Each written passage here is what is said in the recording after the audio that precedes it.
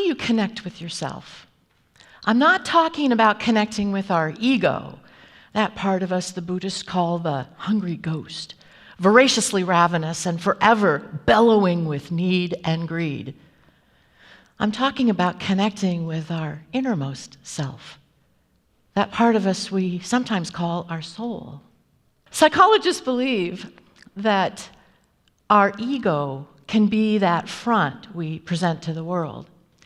See, no warts here, look how good, how perfect, how right I am. Our innermost self is always humble. It looks to include everything, the good and the bad, the light and the dark, the sinner and the saint, both of which are a part of me, and really both of which are a part of everything. It's an approach to life that includes both and. Now, mind you, we need our ego as we're growing up so that we can become that individual, distinct, unique self that we are. But as we mature into adulthood, if the ego remains in the driver's seat, our world can become one big narcissistic mess. And it's often at that point in our life when our ego is living large that we start to question things. Is this all there is to life? Isn't there something more? Some of us question that earlier in our life, and others, unfortunately, never do. But since we're all here at this conference, I think it's safe to say we've jumped the fence onto the side of deeper inquiry and connection. And today, I would like to introduce you to a tool that people are using to help them connect with themselves in a transformational way so that they can experience their life's journeys more fully. It was on my quest for something deeper that I was introduced to walking a labyrinth. Back when I lived in Philadelphia, a friend invited me to walk the canvas labyrinth that we had set up at the church I attended in the parish hall. Now, the room was quite large, and the labyrinth took up about a third to a half of the space. After a few brief instructions, she turned on some quiet meditative music, and we began our journey. After that first walk, I was hooked. I had finally been able to intentionally quiet my mind, and I had a brief but inviting encounter with something deeper inside of myself. Now I take every opportunity I can to journey to the center of a labyrinth and quiet my mind. Sometimes I just explore my sense of wonder, connect with myself, my curiosity, which really helps to fuel my creativity. I also find the labyrinth a safe place where I can connect with the divine, what I call my cuddle with God. It's hard to describe exactly what that feels like, but as I let go and really quiet my mind, I try very hard to turn off all thought. Not an easy thing. As I rest in that space, it is here I can feel that connection with God. Of course, the mind is a wily thing, and the moment I realize that I'm doing it, the moment's gone and my mind floods with my thoughts again. So what is this labyrinth? How do you walk it? How does it work? And how on earth do you know if something's happening? Let's start with what it is. The labyrinth is old. Labyrinths can be found as far back as 4000 BCE. Throughout history, they have been found on the ground, on shards of pottery, petroglyphs, the entrances to doors, and the floors of buildings. Labyrinths are not religious, but they are used by most major world religions as a tool to connect with God and self. For example, the Christian tradition incorporated labyrinths more fully in about the 12th century. It was during the Crusades that it became unsafe to pilgrimage to Jerusalem. So the cathedrals in Europe began installing labyrinths on their floors. People would then travel to their cathedral and walk the labyrinth for their pilgrimage. The oldest and most famous of those still available to us today is the labyrinth found in the Chartres Cathedral in France. The labyrinth is also new. During the Reformation and industrial ages, the power of knowledge overcame the mystical, and walking a labyrinth fell out of favor. Much of what was known about labyrinths was lost. The current revival we're experiencing here in the United States is due in large part to the efforts of the Reverend Dr. Lauren Artris. She's written many books on the labyrinth and is founder of an organization called Veritas, which is an organization dedicated to the labyrinth experience. I took my labyrinth facilitator training from Lauren at Grace Cathedral in San Francisco. Now you can find labyrinths in churches, hospitals, prisons, parks, colleges, schools, universities, people's backyards, and more. Labyrinths are different sizes and different shapes. I'm showing here two of the most common shapes: the classical labyrinth, which is considered to be the oldest, and the Chartres-style labyrinth, so named because it is the labyrinth you find in the Chartres Cathedral. They can be made from different materials: rocks that are laid out on the ground or on grass, patio pavers, bricks, concrete, tile, and even plant materials. Now, it's important to note that a labyrinth is not a maze. A maze is a puzzle to be solved. The design of a maze is to confuse you and to get you lost. A labyrinth, on the other hand, is designed to provide clarity and to help you find your way. Why are people attracted to the labyrinth? Because it guides healing. It deepens self-knowledge, and it empowers creativity. Those who struggle with sitting meditation find the labyrinth particularly effective, as their body is occupied following that sure path in and back out again. They can quiet their mind and become open to what is. There are many different ways that people approach a labyrinth to help them in their life's journeys. I've used it many times just to calm my monkey mind. When I'm feeling stressed or particularly stuck, I walk the labyrinth with the intention of soothing the rest of my day. I've walked it for imagination, creativity, and idea generation.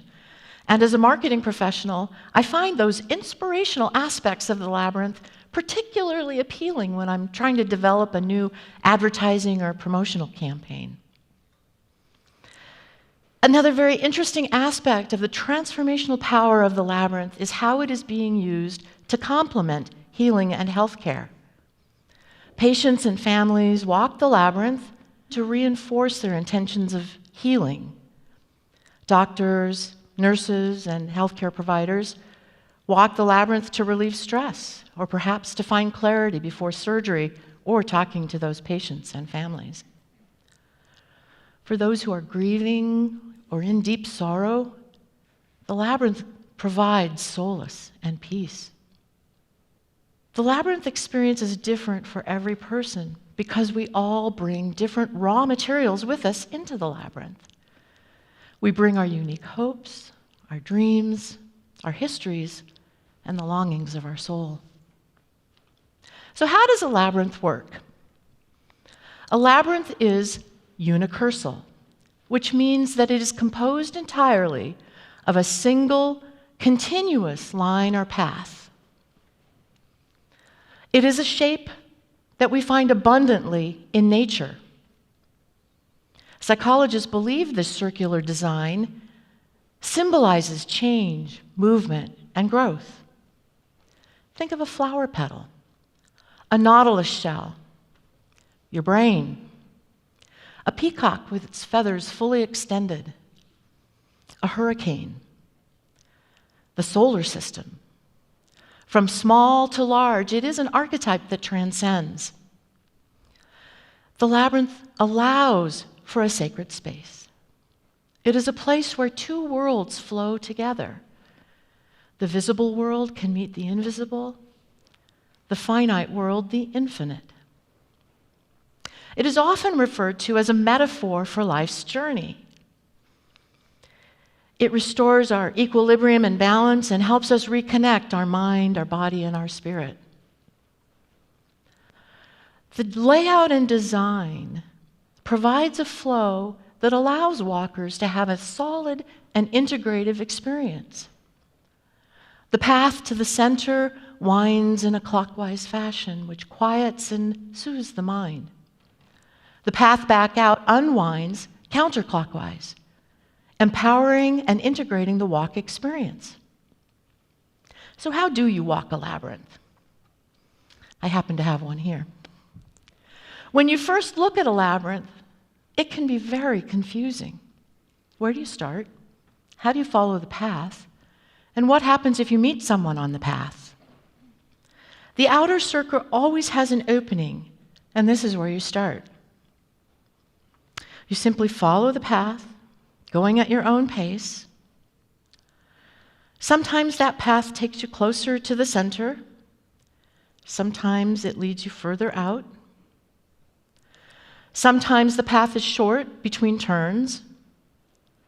Other times it is long before you meet the next curve. As I said, a labyrinth is not a maze. There's no guessing where to go or where to turn. There's a clear path that leads you into the center. It is the same path used to walk back out. Now, most labyrinth walks can be divided into 4 stages. Before I even step onto the labyrinth, I often take a moment to set an intention. And that intention can be anything I want or need at that particular moment in my life. As I walk the path, I let go of the outer world, my cares and concerns. I quiet my mind. As I reach the center, I stay as long as I like. I use that time to receive whatever is. Sometimes I stand. Sometimes I move between the petals. Sometimes I've sat down. I've even seen people lie down in the middle of the labyrinth.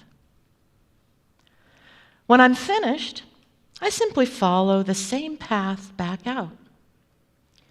And here I am reintegrating, returning to my world. If I meet someone, I simply walk around them and continue on my journey. When my walk is over, I try to take just a minute or two to reflect on the experience. Did I think of something new while I was walking? Do I feel differently than when I did when I started? So how do you know something happens on the labyrinth? Or better yet, what happens if it feels like nothing's happening on the labyrinth? Something always happens when you do a labyrinth walk. Some people might have that aha moment when they're in the center or when they reflect after coming off. It may be a little later that they realize something has happened. And it can be over time that they recognize things have changed for the better. Let me share with you just a few of the lessons I've learned from walking a labyrinth. Walking the labyrinth helps me to ground myself. I really feel like I can manage the stresses in my life better and more authentically. Over time, walking a labyrinth has helped me learn how to love me for who I am, all of those warts and all the glorious parts of me. As I've come to love me, I can in turn love those around me. Walking a labyrinth has helped me realize that we really are connected in some fashion. And I'm learning how to allow others to be who they are rather than who I might prefer them to be. I've had my share of aha moments as well. I remember back when I was living in Philadelphia, I had the opportunity to attend a women's weekend retreat. It was a particularly low point in my life, and I was feeling very alone. A labyrinth had been set up in one of the rooms of the conference center. It was a cold, stormy, cloudy day. The room had lots of skylights in it, so it was bright, but not overly lit. As I was standing in the center, trying not to feel sorry for myself and trying to be open to whatever is, the clouds parted and sunlight flooded the room, wrapping me in warmth. I knew beyond a shadow of a doubt that God was giving me a huge hug and that He was telling me He was with me and that He loves me and that I was not alone. In our chaotic and sometimes hectic lives, what a blessing it can be to take the time to connect with our innermost selves, to become friends with that beautiful person each one of us is. Some people are so distracted by too many things, making it difficult to find time or the space to reflect. Others might be just a little afraid to take that first step into deeper inquiry and connecting with themselves. For many, the simple act of walking a labyrinth and meandering its many turns provides that quiet space they need to consider the questions and opportunities they may be facing. I invite you on a journey of self-discovery and to explore the lessons the labyrinth may open for you. Thank you.